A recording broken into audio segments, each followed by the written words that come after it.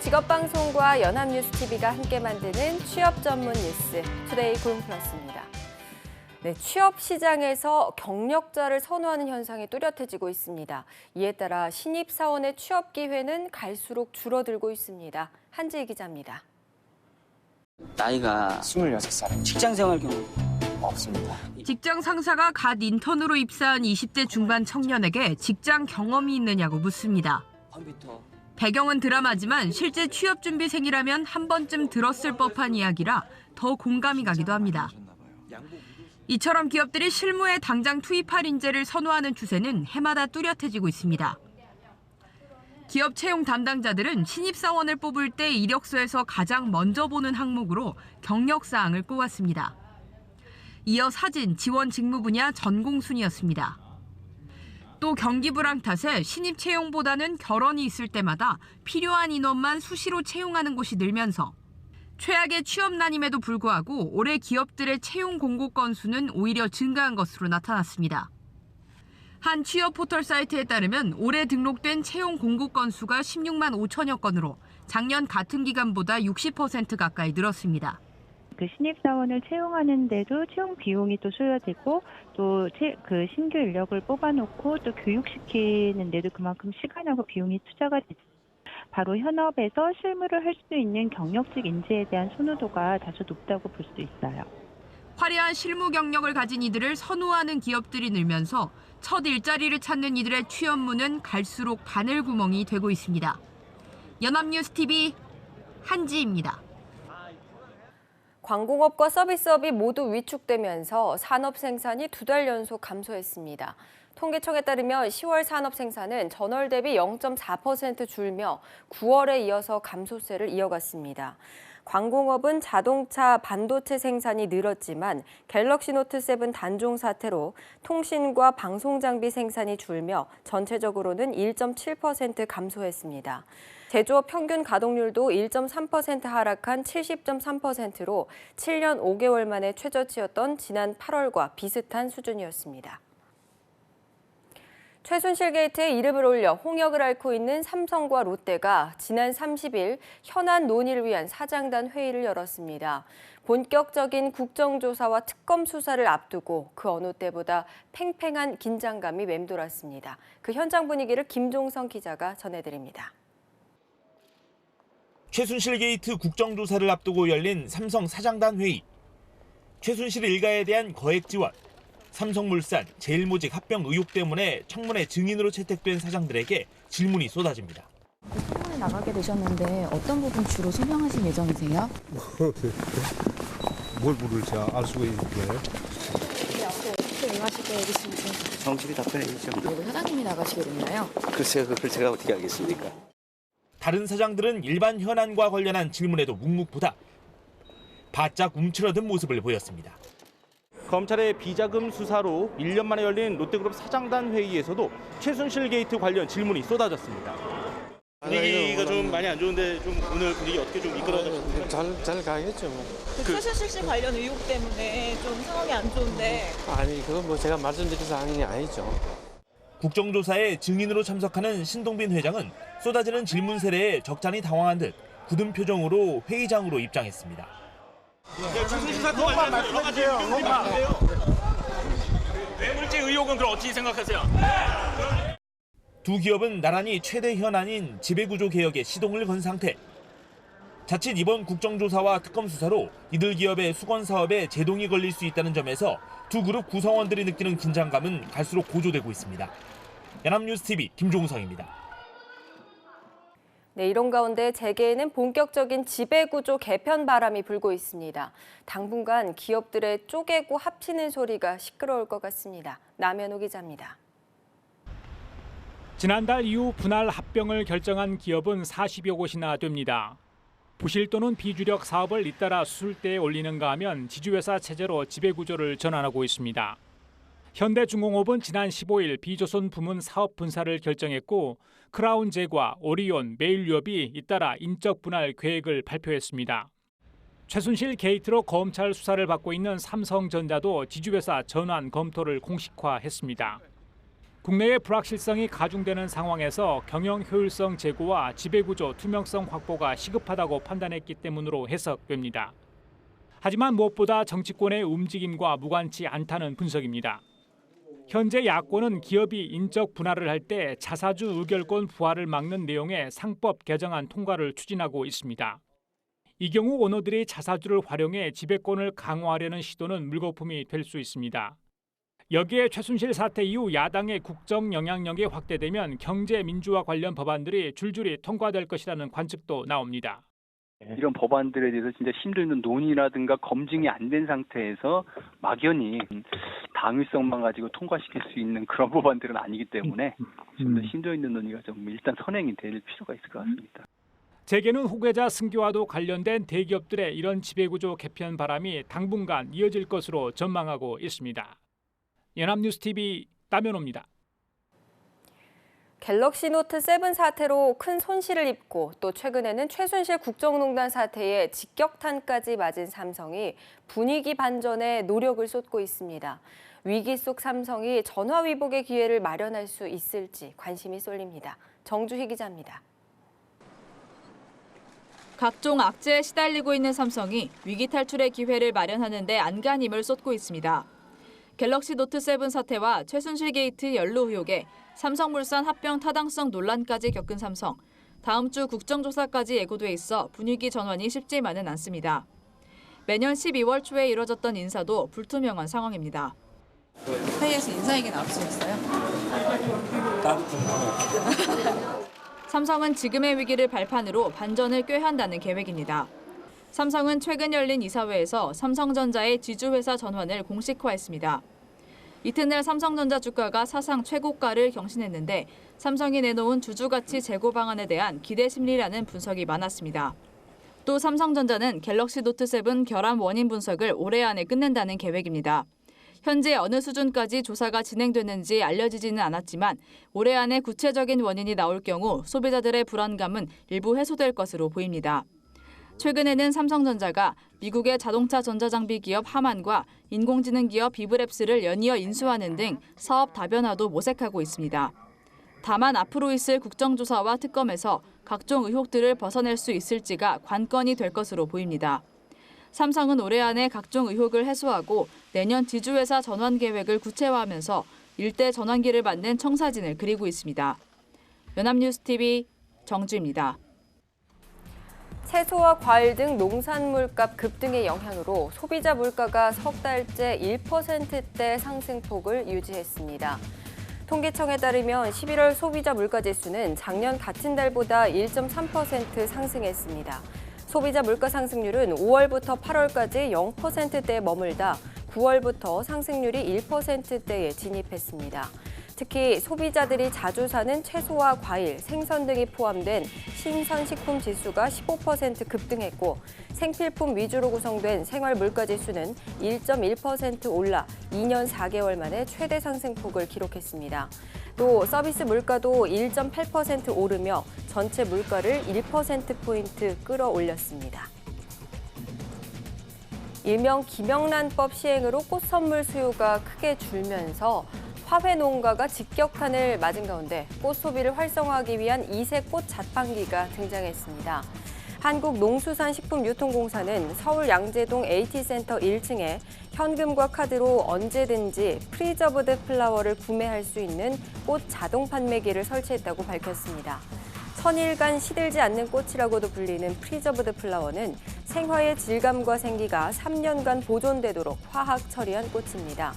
공사 측은 꽃 구매 문화를 확산하기 위해서 연말까지 전체 상품을 최대 50% 할인된 가격에 공급할 예정입니다. 인구 2만 7천 명의 작은 도시인 전남 구례군에 전국 동시개봉 극장과 햄버거 체인점 등이 생겨나고 있습니다. 일자리가 늘면서 청년들이 고향으로 돌아오고 있기 때문인데요. 장아름 기자가 취재했습니다. 2014년 친환경 식품을 생산하는 구례 자연드림파크가 문을 열면서 고향을 떠났던 젊은이들이 다시 돌아오고 있습니다. 광주에서 대학을 다니던 이양임 씨도 졸업 후 고향에 돌아와 취직했습니다. 처우는 도시에 비해서 뒤진다는 생각 생각도 안 들고 오히려 좋은 편이라는 고 느끼고 있고요. 그래서 영화관도 생기고 카페도 생기고 하니까 문화시설이 좀 생기게 되어서 그런 점이 좀 많이 좋은 것 같습니다. 모두 정규직이고 처우도 도시의 중소기업 못지않아 근로자 평균 연령이 38세에 불과할 정도로 젊은 층이 많이 돌아와 지역의 활력을 불어넣고 있습니다. 신규 일자리가 500명 이상 창출이 되었고 그리고 구례군 인구가 현재 2만 7천 명 정도 되는데 이 인구 추세가 계속 감소하지 않고 현재 유지하고 있는 전국 동시개봉 영화관이 생겼고 해가 지면 한산하던 구례 읍내에도 햄버거 체인점과 카페 등이 늘어나는 등 활기가 돌고 있습니다. 자연드림파크는 지역 관광산업에도 기여하고 있습니다. 그냥 가게에서 그냥 사서 먹으면 되는데 이렇게 직접 우리가 순수 밀로 이렇게 만드는 건 제가 처음이어서 진짜 재밌어요. 구례군과 아이쿱 생협은 1000명 일자리 창출을 목표로 자연드림파크 2단지 조성 등을 할 계획입니다. 연합뉴스 장아름입니다. 육아휴직제를 이용한 전체 공무원 중에서 남성 공무원이 차지하는 비율이 처음으로 20%대에 진입했습니다. 인사혁신처가 43개 중앙부처 공무원을 조사한 결과 2016년 1월부터 9월 육아휴직을 사용한 남성 공무원은 1,200여 명으로 육아휴직을 간 전체 공무원 6천여 명의 20%를 기록했습니다. 육아휴직자 중 남성 공무원 비율은 2013년 13.1%, 2014년에는 14.4%, 2015년에는 15.8%로 매년 증가하는 추세입니다.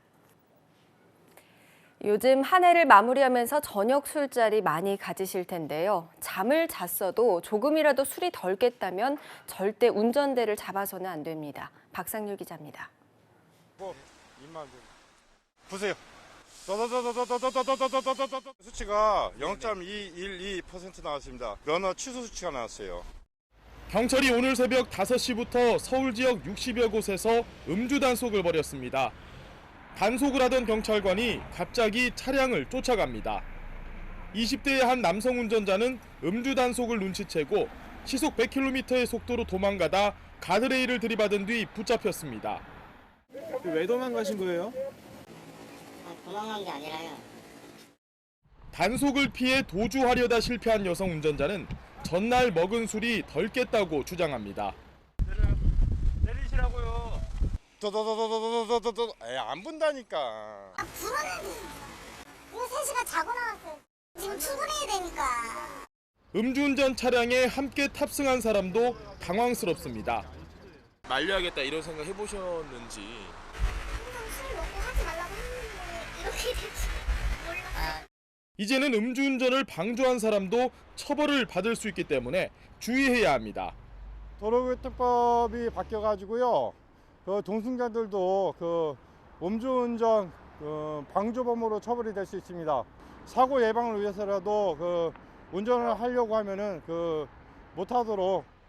서울경찰청은 오늘 새벽 5시부터 6시 30분까지 면허 취소 14건 등 모두 44명의 음주운전자를 적발했습니다. 연합뉴스TV 박상률입니다.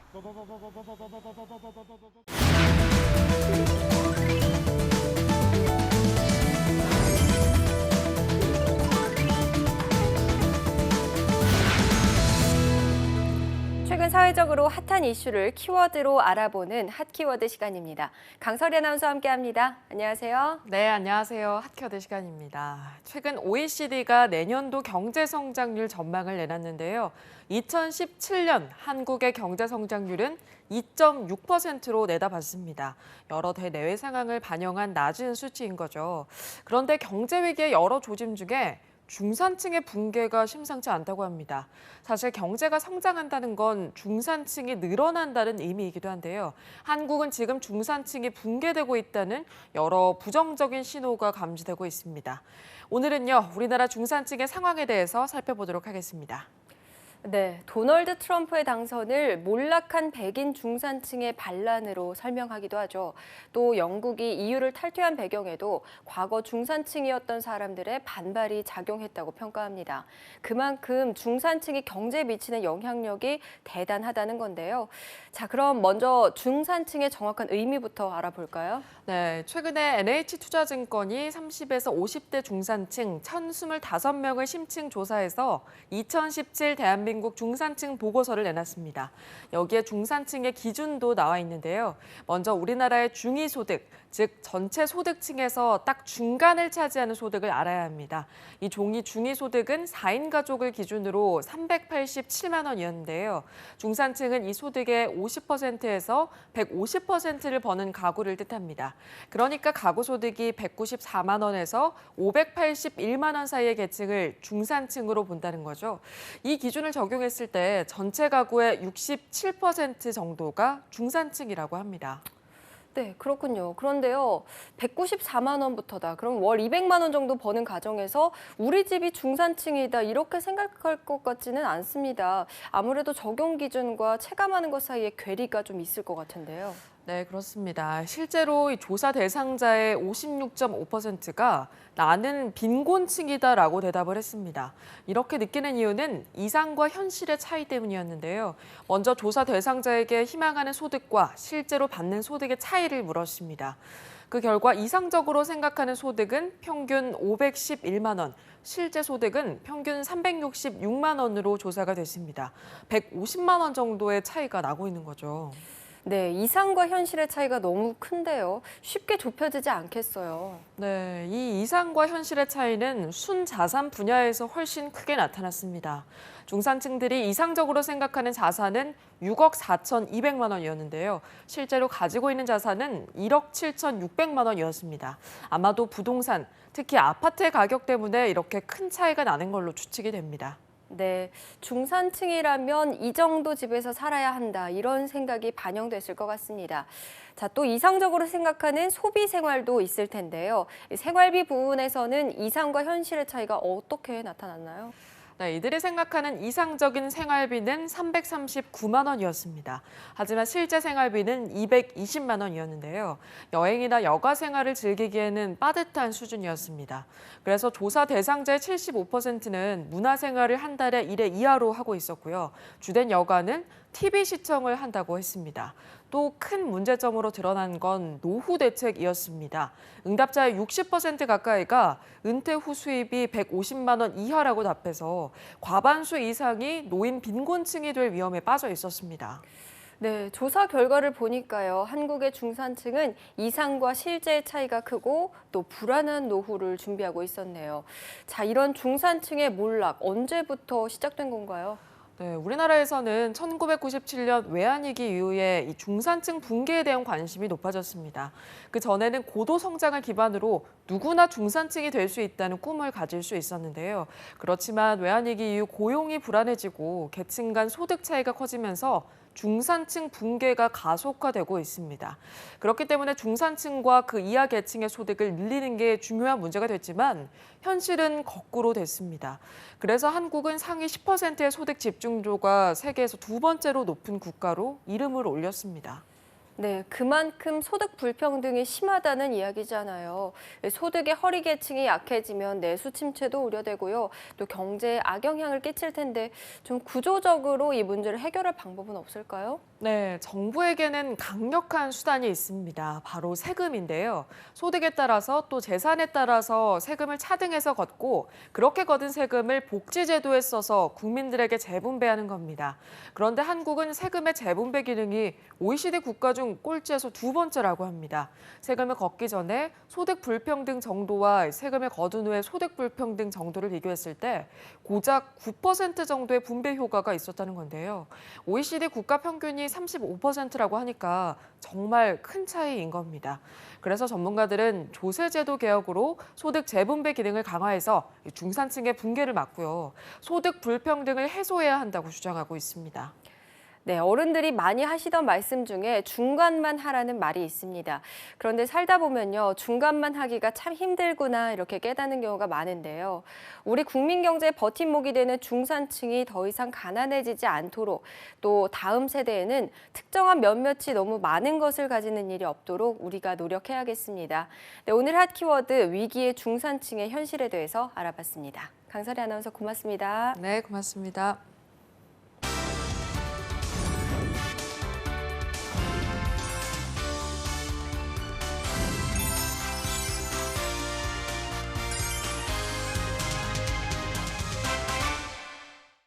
투데이 고용 플러스 오늘 준비한 소식은 여기까지입니다. 함께해 주신 여러분 고맙습니다.